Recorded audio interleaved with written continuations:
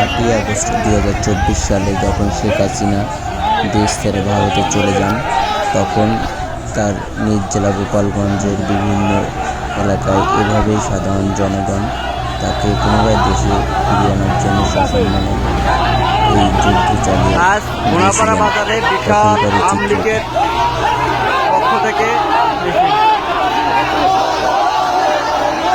এই সময় ঢাকা খুলনা মহাসড়ক অবরোধ করে তারা বিভিন্ন কর্মসূচি দেন। তখন তাদের একটাই দাবি ছিল যেন শেখ হাসিনাকে সসম্মানে পুনরায় দেশে ফিরিয়ে আনা হয়।